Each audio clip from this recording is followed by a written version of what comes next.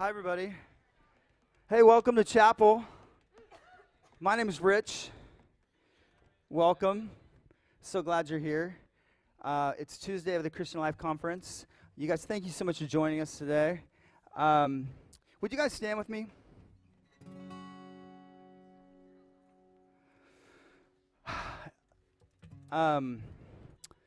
This morning, I was reminded that one of the things that I try to do is try to find peace. Do you guys try to do that? Try to figure out, how do I get peace in my life? How do I get the chaos to stop? And I try really hard, and I pray really hard, and I go to Starbucks, and I sit there with my coffee and my Bible open, and I do a lot of work to try to figure out where peace, try to figure out how I can get some peace.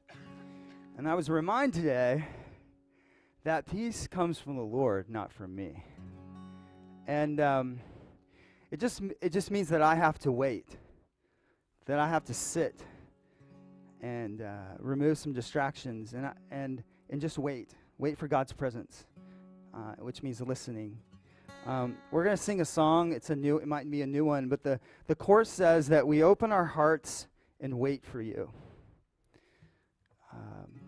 Basically a bunch of times over and over. And the idea is that we need to open our hearts today and wait for the Lord. Wait for his presence. Wait for him to speak to us. For us not to rush away thinking that we have to do it, but let God come to us, which means that we just need to pay attention. So let me pray. We're going to sing. Lord, thank you for today, and thank you for the chance to worship. Lord, you are the Lord, the Creator. God, I pray as we sing a couple of songs, Lord, there's nothing magical about singing songs. But Lord, in a more important way, God, I pray that we would stop and look for you. Lord, open our hearts today. In your name, amen.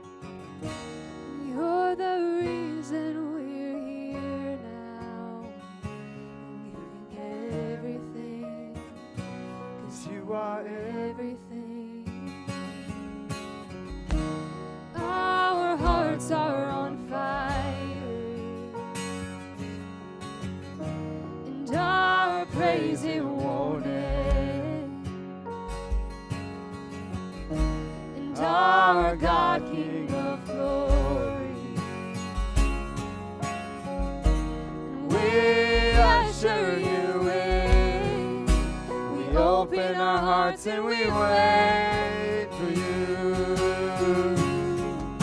We open our hearts and we wait for you. We open our hearts and we wait for you. We open our hearts and we wait for you.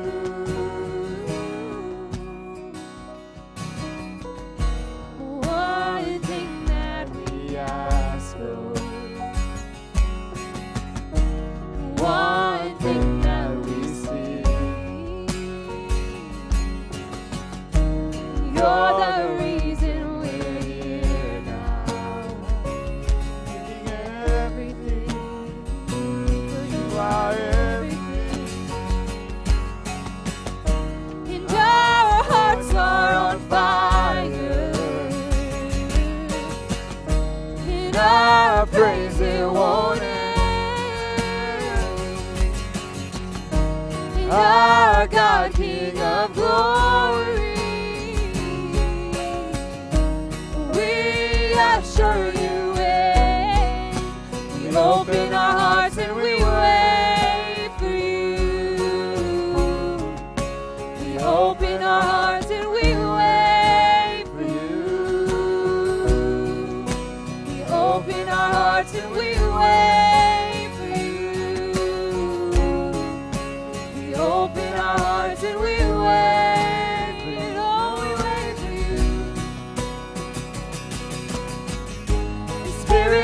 blow upon this place. Show your glory, have your way. We will not be moved till all we have is you. And Spirit, fill us with your light. All that's dead now come alive. 'Cause all we want is you. Spirit. Spirit, blow upon this place. Show your glory, have your way. We will not be moved until all we have is you. The Spirit, fill us with your light. All that's dead now come alive. 'Cause all we want is you.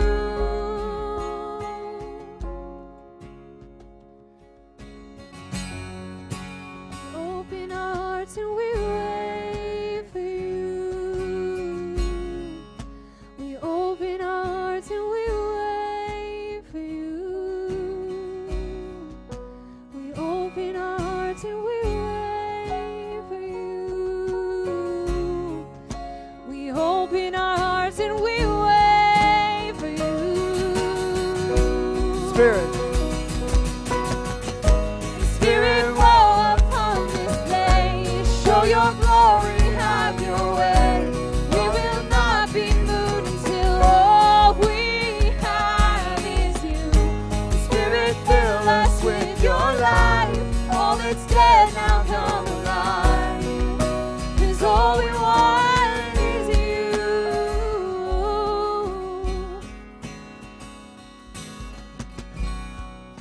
We open our hearts and we wait for you.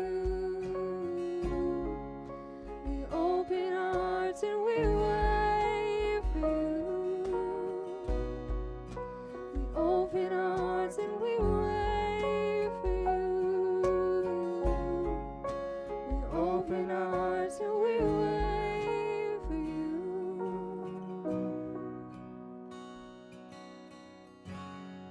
Lord, I just pray this morning that you would be with each of us this week, that you would be with me this morning. I just pray that you would help me to open my heart, to put away everything that's distracting me, put away school, friends, family, relationships, all those things that I keep rattling around in my mind. I acknowledge that you are here and you are with me. I acknowledge that all I have to do is turn around and open up my heart and I will find you. I just pray that you will help me and each of these students here just to remember that, and help us to keep practicing that, keep practicing putting aside those things that are getting in our way, and just bring us back to you.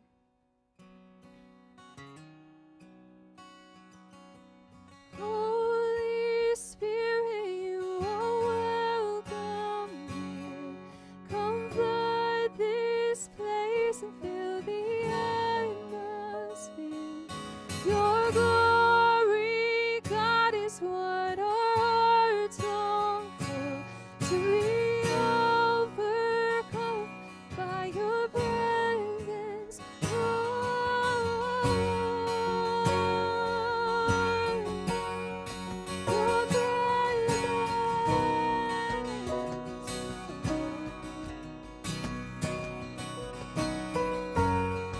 There's nothing worth more that will ever come close.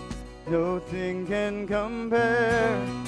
You're our living hope. Your presence, Lord.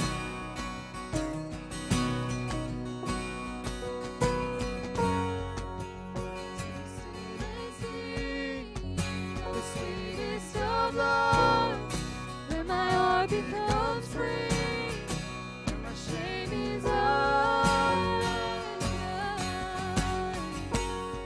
by your presence, Lord.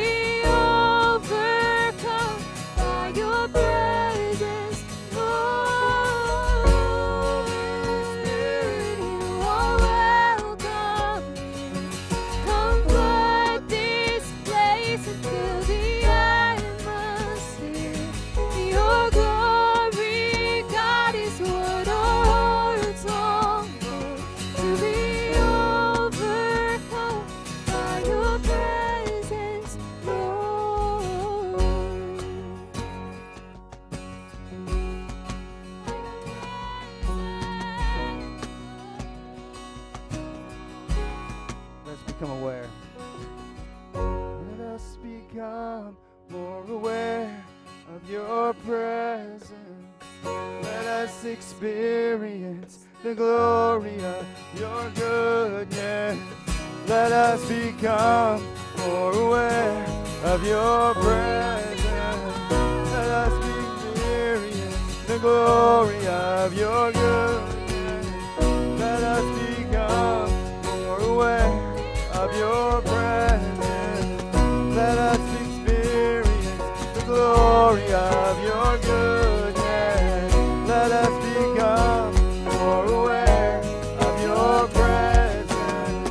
Let us experience the glory of your goodness. Holy Spirit. Holy Spirit, you are welcome here. Come flood this place and fill the atmosphere. Your glory, God, is what our hearts long for.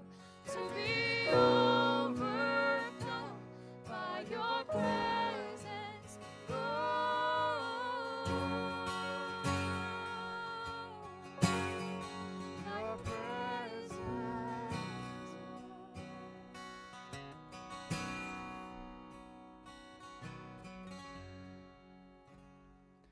Heavenly Father, thank you so much for the chance to sing love songs to you. God, I pray that your presence, that we would see you with us. God, I pray for chapel today. I pray that as we listen to the word, as we listen to Dr. Tertine speak to us, God, I pray that you would help us to learn something new today. Maybe see a different side of you that we've never seen before.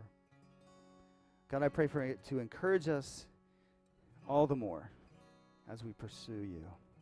In your name, amen. You may be seated.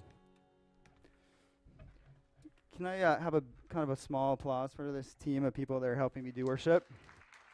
Thank you. Little golf clap.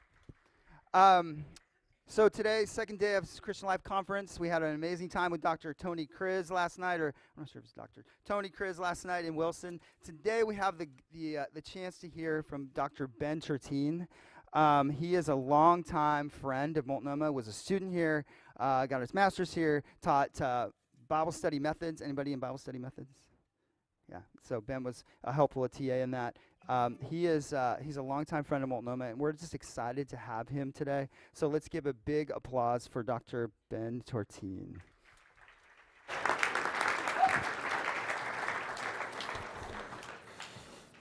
Thank you, and thank you guys.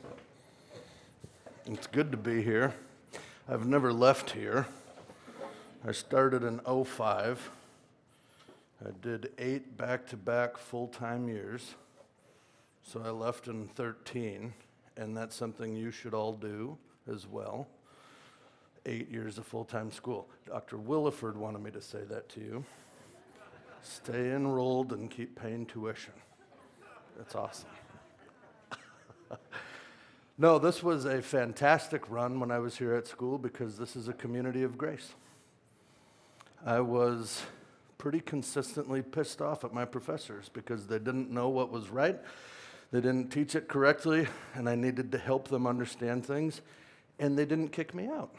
They were kind to me. They loved me. They were patient with me. They saw something in me that I didn't see, and they treated me really well. So my fondness for this school will never die. I have been changed here, and I was changed by, in many ways, the things that people did to me, the way that they treated me. I want to open this morning with a question. I'm going to talk about grace, because after I left here, I went to another school out in Chicago, and I have been studying grace and first century context for a long time. And I'm going to try to simmer down 4 years into 30 minutes. It'll work super well. So I'm going to start with a question, because I try to sit where you are. I'm in the same spot as you in so many ways. But I know being on campus and school and all of these kind of things, you're kind of in a tight-knit community. So here's the question. What do you need from other people in order to be okay? What do you need from other people in order to be okay? You might say to be at peace. You might say something like, I need people to accept me. I get real bummed when I'm rejected.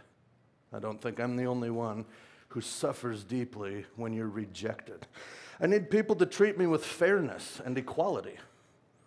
I mean, it sucks to not be treated fairly, unjustly. I need people to understand me. I need my voice to be heard. If I'm constantly silenced, shunned, pushed to the side like I don't matter, it's really hard for me to be okay. I need people to be honest with me. I need them to be trustworthy. And I need them to be consistent and real with me. Don't you need that from others? I need people to be totally honest. I need them also to be forgiving toward me. I wouldn't have withstood 1 year at Multnomah if Brad Harper wasn't forgiving toward me, because I thought Brad was wrong about everything. Now, it took about 10 years, and I think he's probably right about almost everything now. I don't know if I've even told him that yet, so you can say that to him on my behalf.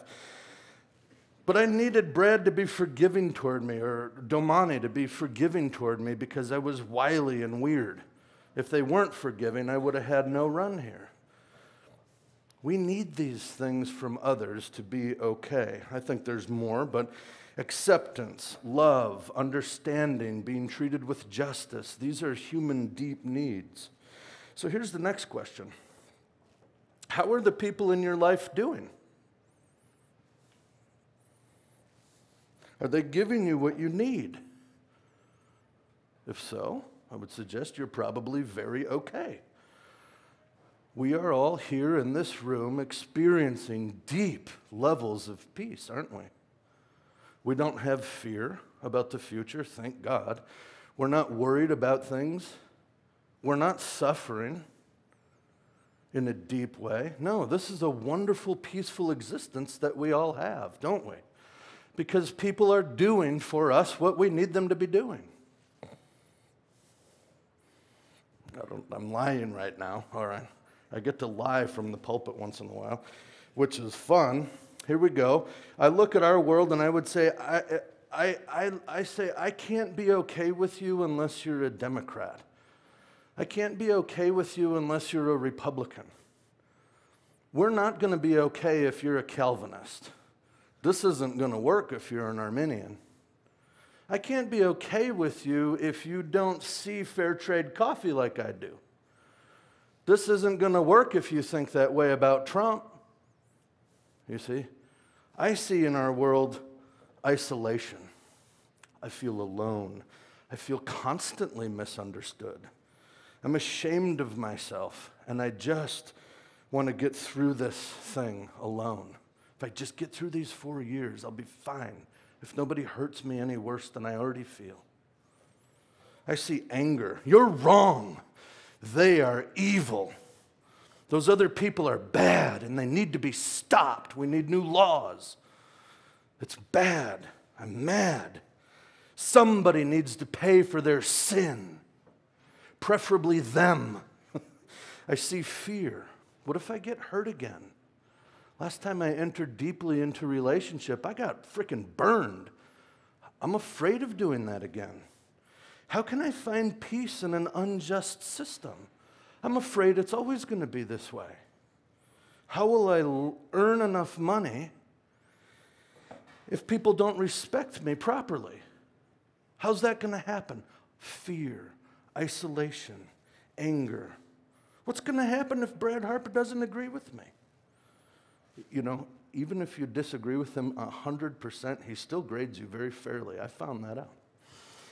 It's awesome in that sense, but I don't think that we live in a state of peace right now that's like what I read in the New Testament, a peace that's beyond understanding. I've been doing the Christian life thing since 2004. I've been studying deeply. I've been involved heavily in the academy and in the church. And I can say before you today that I have just now begun to start thinking about what it actually means to be at peace in the life of Jesus. We believe that we need to have all of these things from other people to be okay, to be at peace with ourselves and others or even God. We need to have in order to be okay.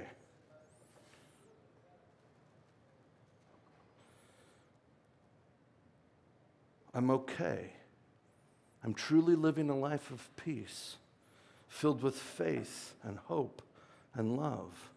Are you filled with faith and hope and love and peace today? Does your Facebook page suggest you are? What about your text threads?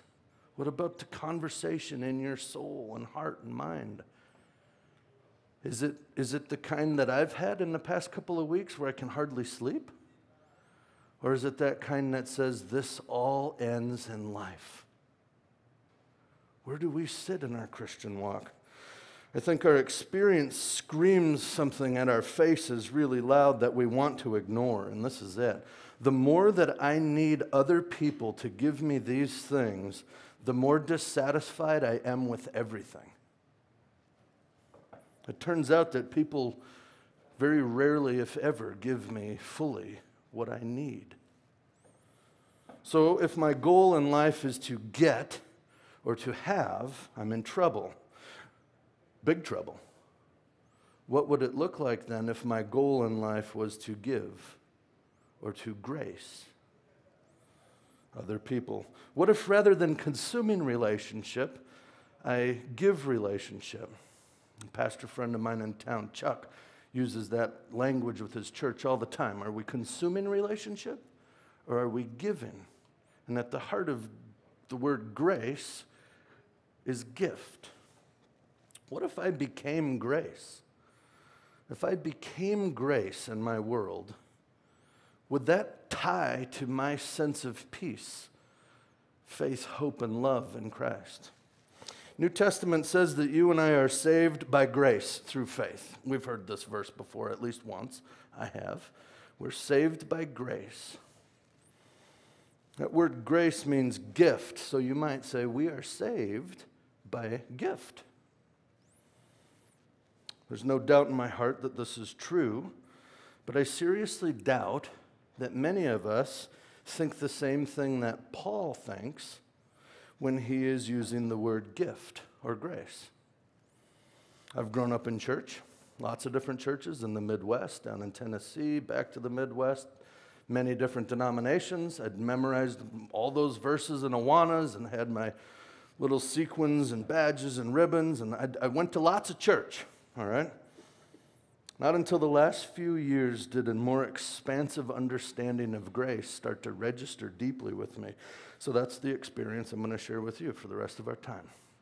What these last few years have looked like for me and how they've expanded my understanding of grace to be something I just can't stop thinking about how to live it, how to become grace.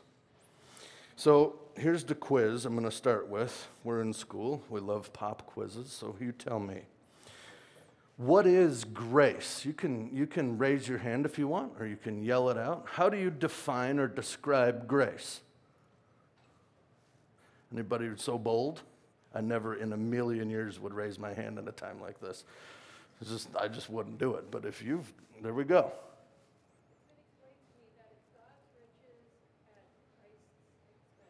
God's riches at Christ's expense. Good. So you might say, the riches God gives to us, and we can't pay for it. Only Jesus can.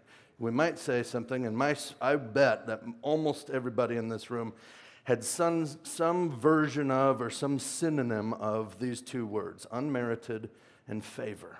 All right? Mercy is not getting what you deserve, and grace is getting what you don't deserve. Being shown favor even though you didn't earn it or you didn't merit it. I think that's the operative definition of grace across the board throughout all of evangelicalism and beyond. That's just how we roll. That's what grace is. And I'll say right up front, that's not bad, and it's not wrong. That's a really good way to understand it, and we'll come back to that. But I think that describing grace as unmerited favor would be like looking out at one of these sweet gum trees out here and describing them with the word green. That's fair, right? A lot of green on that tree. But there's also the cadmium layer under the bark, and the xylem and the phloem and the Golgi apparatus and the osmosis and the root fibers and all the different things that happen inside of a tree. So just saying it's green, however truthful it is, leaves us wanting. And if we're saved by charis or grace or this gift, I kind of want to know if there's more meaning to it than just green or just unmerited favor. Unmerited favor is good, but I want to suggest, and I'll try to show you here, that it's not enough. I think our definition of grace comes more from Martin Luther and Wayne Grudem than it does from a first century Jewish church leader. All right? Say the Apostle Paul. I think that this is what I've really been learning in the past few years, is that understanding Paul in his context is really important. Grace is one of those things that doesn't need to be explored often in our minds because we already know what it means. So James Harrison, he wrote a book called Grace in its Greco-Roman Context. He says this: there is no modern study of the Greco-Roman benefaction system which devotes significant attention to charis, whether it's in documentary or literary evidence. He adds that with one exception, scholars writing on benefaction prior to World War II ignored the whole field of study, by and large. You know, it's kind of like doing a study on whether the sky, what color is it? Well, it's blue. We just know that. We don't need to study it or think deeply about it. We just got what grace is. Well, then comes John Barclay. You guys ever read John Barclay? This dude is phenomenal. 2015, so 3 years ago, he comes out with this book titled Paul and the Gift. I'm told that if I push one of these buttons, something's going to happen. Could you guys move the first slide for me up onto my presentation screen here? Hopefully the title of the book will come up there in a second. Paul and the Gift, all right? Is there anybody working the slides right now? You got it, all right. The main professor that I've been studying under for the past 4 years in my doctoral work, his name is Scott McKnight. He said in the class last year that when he first read Paul and the Gift, he realized that no book like it on any of his shelves existed. He said he went so far as to say it's the best of the books he's read in the past 10 years, if not longer, he said. Marcus Bachmuel says about this book, do we have that slide yet? Rock and roll? We still have time. Marcus Bachmuel says, John Barclay's long-awaited volume, the product of 10 years' labor, seems sure to make its mark in Pauline scholarship as the most defining book since E.P. Sanders's Paul and Palestinian Judaism. Those of you who have followed Pauline studies at all know that that book blew things up, I think in 1983. John Barclay's book, Paul and the Gift, is one of the most important books on Paul's theology in years, says Douglas Moo. By setting Paul's teaching on grace in the context of ancient conceptions of a gift, Barclay is able to highlight the distinctiveness of Paul's teaching while at the same time setting that teaching in the context of his Jewish environment. So I could go on and on. This book has received tremendous accolade. I cannot possibly recommend it to you strongly enough. John Barclay, Paul and the Gift. It's like a 700-800 pager, so you got to have some time to read through it. But it's really, really good. I have been immersed for the past 4 years in the same world that Barclay was immersed in to write his book. I didn't do it as long as he did, for sure, and I'll never be as smart as he is, but he delves deep into what are you going to try to figure out if you want to learn how first century people are talking about something. Think about this. If I say to you, describe a kingdom to me, all right? We're good, modern, American, 21st century people. Most of us grew up with Disney movies. So you're going to write your paragraph down about what a kingdom is, okay? I'm going to suggest to you that your 21st century Disney-formed mind probably thinks something very different than a first century Palestinian Jew, you see? So figuring out how they understood a word like kingdom in their context is super important. Same with grace. We're post-Reformation by 500 years, steeped in our tradition. I know how we talk about grace and have been, but I want to get back into that first century. Well, what are you going to do? You're going to read the kinds of things that were circulating at that time. You're going to read Philo, the philosopher. You're going to read Josephus, the historian. You're going to read Seneca. Seneca wrote a book on benefits, and he talks about the whole entire intricate system of the patron-benefactor world that they live in. And he talks about the essential qualities of a gift. What is a gift? How does it work? And so that's what I've been studying for all of these years. Notice, I'll get critiqued here, the idea is not to read Seneca, for instance, and then say, oh, this is what Seneca says about a gift, which means that that's what Paul means, right? We wouldn't do that, but we're trying to understand how people were using these words back then. I'm interested in what Paul meant by grace more than I am in what Martin Luther means by grace. I think it's good to know what Martin Luther means, but I want to go a step back. In sum, then, my understanding of grace at this point has been seriously informed by context. Coupled with his excellent work, we have, I'm going to just leave it there. There's so many things here. At the end of my talk today, I'm going to put my email up. And if you'd like a piece of writing that I did on this, it's about 50 pages long, and I wrote it for my church. It's called The Bonding Beauty of Big Grace. I'll be happy to give it to you for free. It's not worth anything anyway, so I'll give it to you, and then you can read through my research and the quotes and all that kind of stuff. Here's what he does. Barclay goes for 10 years into this first century world, and he says, by golly, based on everything I can simmer down and read, people have been talking about grace in about 6 different ways. Now, as students were like, why isn't it 7 or 5? How do you know?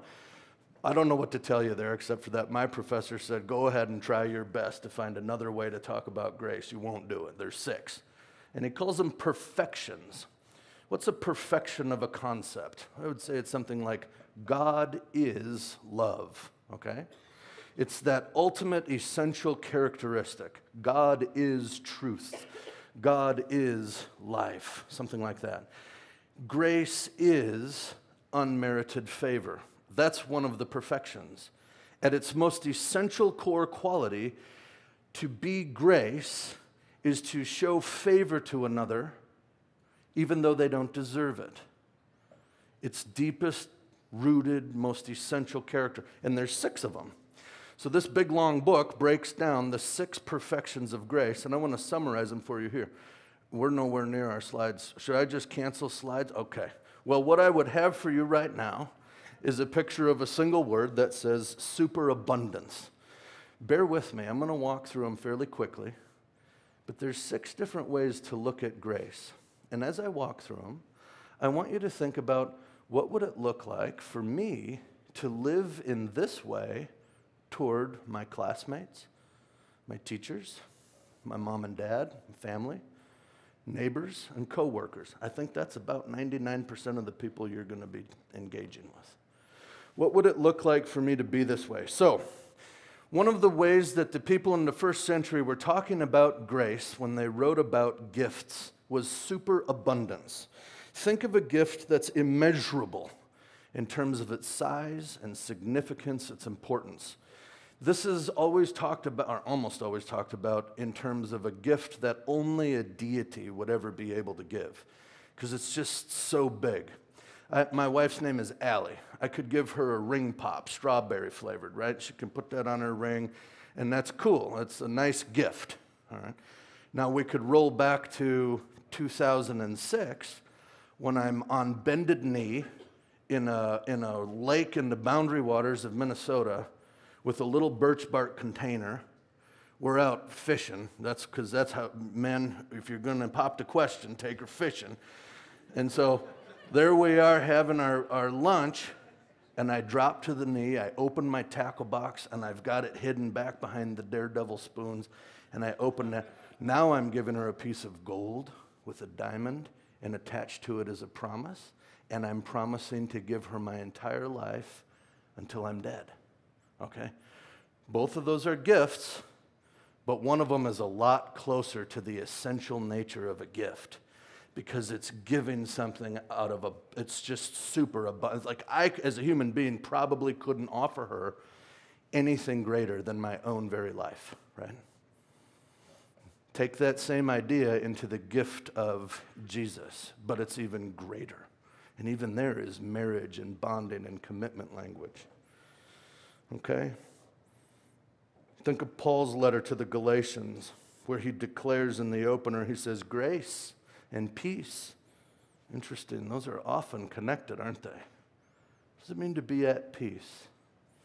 Grace and peace to you from God the Father, our Lord Jesus Christ, who gave himself for our sins to rescue us from this present evil age, according to the will of our God and Father.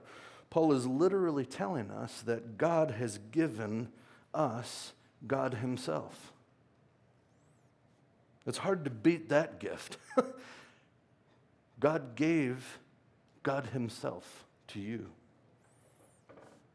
One of the big things to notice here is that Paul is not merely thinking about grace in some sort of abstracted way. Instead, he is saying, grace is Jesus, the Christos, the Messiah. Grace is the Christ, God's Son in the flesh. Jesus is, in and of himself, the superabundant gift. Grace as superabundance, already we've started to think about it more in a bigger way than just unmerited favor. How about this one? Next one. The slide says singularity. This perfection of grace, this way of understanding it in its purest form, is noticing not the nature of the gift, but the will of the giver. You ever think of that? So you might say, hey, you get something totally awesome for free, and it's just for you. You're like, woohoo, what do I get? I get to go to heaven. Yay, it's free. But when we think about grace in the way that Paul would have been thinking about it and writing about it and talking about it, he would have had in his mind, I truly believe, a sense of singularity or a sense of the will of the giver. The giver himself, as God, gives in a singular way. That means with one motive only, to give. He has one pure motive. He is pure benevolence. He is in his nature a giver. So that's part of it. This perfection of grace is not attested to a whole lot in the scriptures or in the ancient world.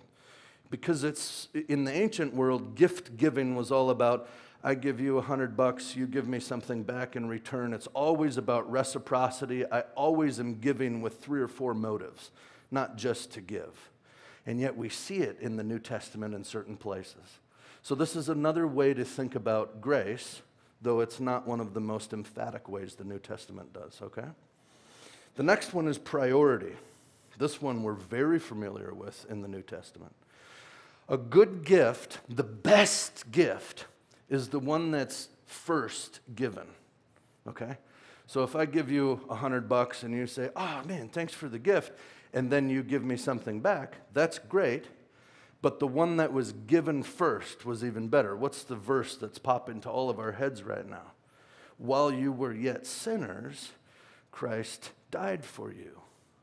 While you hadn't done anything yet to make God say, okay, they deserve it now, he gave the gift of himself first. Does that make sense? So it's another way to think of it. Now, I've asked you to think in the back of your mind, what would it look like in my world if I was that kind of person, if I lived in that way? All of a sudden, you start to think about giving your time, your attention, your money, your resources, who you are, even giving your forgiveness to other people before they've changed, before they deserve it, before they've stopped being an Arminian and started being a Calvinist, or before they stopped being a Calvinist and started being, I'm going to just open my life to other people to give of myself to them, rather than constantly walking through this world wondering if people are going to give me what I need. Priority. The fourth one is incongruity. This is the unmerited favor one. That's just a more scholarly term, all right?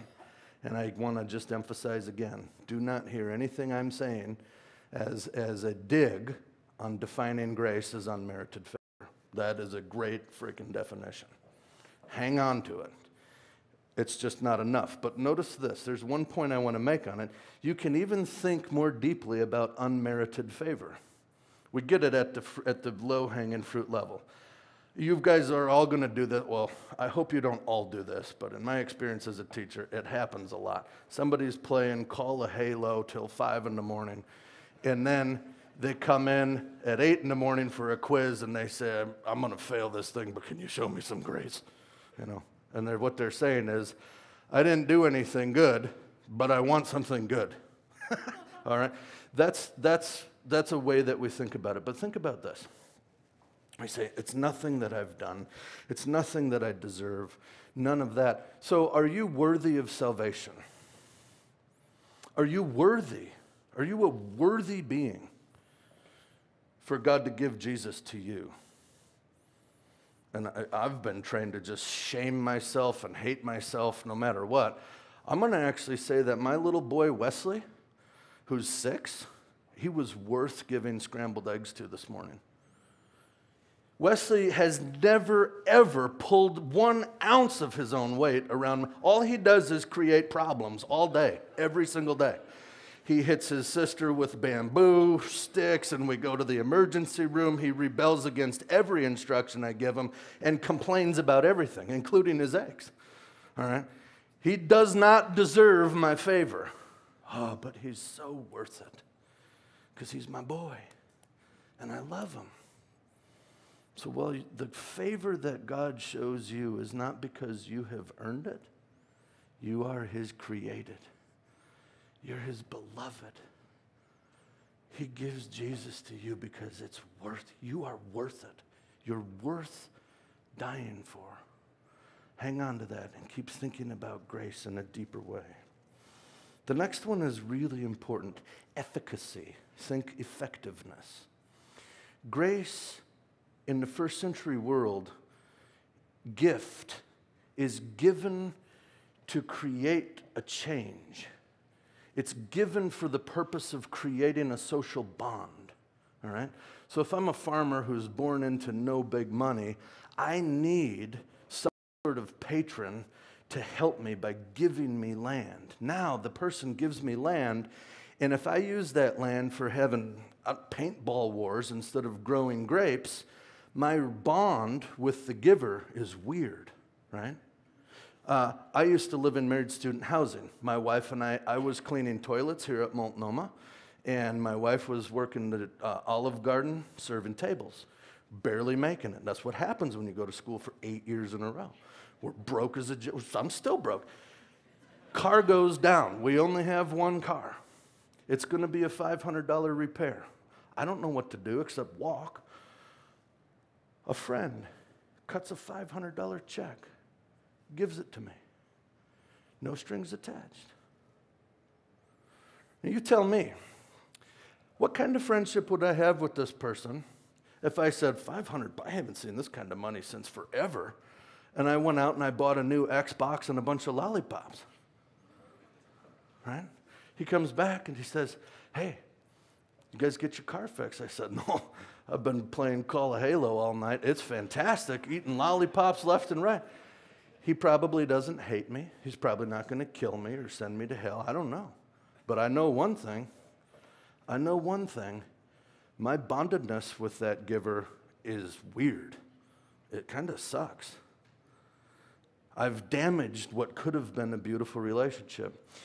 Efficacy is the gift with an intent. That $500 was meant to help me out of my place of destruction, right? Despair. I have no way on my own power to get around. I need help. Somebody offers help, and then I squander that help. That's weird. Think about our life with God. Did God give you salvation? Are you using your life in the way that God intended it? This often gets missed when all we think of is unmerited favor, because now I start to cross into this line where people start to feel like I'm saying, well, that's works-based salvation. That's just grace plus. And I'm going to just suggest to you, I think we all sort of get the picture. You can receive God's gift in different ways. The Apostle Paul will tell you, you can even receive the gift of grace in vain. Don't set aside this great salvation, he says. Don't receive grace in vain, or what he means is, don't receive it in a way that has no meaningful effect. Grace is woven throughout your entire Bible, especially in the New Testament. And I want to suggest, if I've done anything well today, I've wet your whistle and helped you to say something like, I want to think a little bit deeper about grace. You might even want to read Barclay's book. I think you should. But if you don't want to do the 800-pager, I've tried to simmer it down into about 50, and I'd be happy to give it to you. I also wrote a children's book with illustrations where I try to show a picture of this in action, the way that grace breaks down divisions, creates social bonds, embraces God's intent for giving us life, etc. I think it's very, very beautiful. All right. The last one is called non-circularity. This is another one of those perfections of grace which is attested to in the first century world. We don't find a whole lot of it in the New Testament, so I won't spend a lot of time on it now. It's essentially the idea that gift giving is most pure when it's totally detached from any sense of reciprocity, okay? That just wasn't part of the first century world. Every gift expected some sort of reciprocal thing. It is in the New Testament, it's just not emphasized. There is a sense that you can still receive a gift in a super crappy way, in vain. But it doesn't mean it wasn't a gift. You follow me there? So it's there, but it's not an emphasis. What's funny is I've learned in these last 4 years that some of the things I thought were the greatest emphases on grace in the New Testament are hardly even there, like this one. Okay, here's where this all lands. I asked you up front about what you need from other people. And I think all of our answers are very reasonable. I need to be loved. I need to be understood. I need to be cared for. I need to not be sinned against. I need people to treat me well. In times of despair, I need people to give me hope. And when I'm in the dark, I need other people to be a light for me. I'm not going to say any of those things are silly or foolish or wrong. We need those things. We're people. They're so real. They're human. But I have experienced tremendous, damaging bondage to those needs when I'm trying to find satisfaction for them in other people. Every human being I've ever known fails me. And I have failed every human being who has ever known me. Old Crow Medicine Show is a great bluegrass band. I love those guys. They have this song, and one of the lines is, we're all in this thing together, walking the line between faith and fear. This life doesn't last forever. When you cry, I taste the salt in your tears. There is none of us who stands above the other. We're all desperate for grace. And so when I look down on others or judge, or I need from them to make me feel glorious or important, we're in all kinds of trouble. But if we enter the very life of Jesus, we enter a life not of needing, but a life of giving. What did Jesus need from his disciples? When Pilate is saying, Jesus, just give us a defense. Why don't you make a case? Didn't Jesus have a need to be understood? It seems not. He seemed to be really, really settled at peace. Was he happy? No. He was suffering. but he was at peace in the Father. You start to really get into Jesus' life, and you start to realize, man, there's a different way to navigate through this world. He trusted in the Father's goodness above all human goodness. Jesus knew he was misunderstood by every single human being alive, including his closest people. I would suggest to you, he has always been misunderstood by us and every generation of people. But he loves, and he gives, and he becomes grace. And when we follow these walls that separate and kill us and isolate us and fill us with fear and anxiety, they start to dismantle. We give abundantly to one another because it's good. We give with a purpose for a reason. We give to other people to bring them life and wholeness. When we live grace, we become saving voices, saving presences in one another's lives. This community right here, you guys embrace this. You become a beacon of hope for every other school looking at Multnomah, every other student. Man, those guys treat each other in a different way than the rest of the world. We give to others whether they deserve it or not. We give them our attention and our respect and our love, just like Jesus did. And it requires that we suffer with Jesus. If we had to slide, this is funny. The last time I closed this out, I have a picture. It's a picture of a runner rounding third, and it's a walk-off home run. Imagine the Cubs. The whole stadium is filled with fans in the back. His team is all huddled up around the home plate cheering, and the runner's rounding third, leaning into it. And all you see in the crowd are an endless sea of every kind of diversity you can imagine.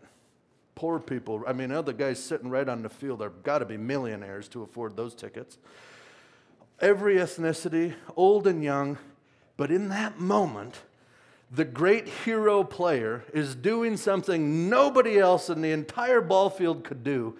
And everybody, little children, grandparents, strangers, everybody is just wrapped up in hugs and they're screaming, they're totally stoked. Why? I don't care if you're rich or poor or black or white or from this place or that place or even a Calvinist. I don't care about any of that. We're here because of what that guy's doing, and we all love that runner. He just hit a grand slam, you know? It's this beautiful picture, and the guy who took it or collects them, his name is J.P. Moe, and he says, I love to collect pictures of walk-off home runs because they're a picture of heaven. It's just this moment where all the things we think are so important just evaporate because we're so grateful for this one man, Jesus, who loves us each and every one and is saving us. It's beautiful. To close today, if you have a pen, my email is ben.tartine@gmail.com. You can ask Rich or Kim or anybody else for it. If you send me an email, I'll send you a link to a Google Doc and you can read the stuff I wrote about this. I would like to close with a prayer from St. Francis. It's called the Prayer of St. Francis. It's actually probably not from him, but we've been saying that for several hundred years, so we'll stick with it. The Prayer of St. Francis. And I'd like you to bow your heads. I've gone 5 minutes long, and I appreciate your patience with me. But I really believe in the things I'm telling you today. Thinking about grace in a deeper way is changing me. It hasn't changed me, but it is changing me each day. Here it is. Lord, make me an instrument of your peace. Where there is hatred, let me sow love. And where there is injury, pardon. Where there is doubt, faith. Where there is despair, hope. Where there is darkness, light. And where there is sadness, joy. O divine Master, grant that I may not so much seek to be consoled as to console. Not so much seek to be understood as to understand. not so much seek to be loved as to love. For it is in giving that we receive. It is in pardoning that we are pardoned. And it is in dying that we are born to eternal life. Amen. Thank you.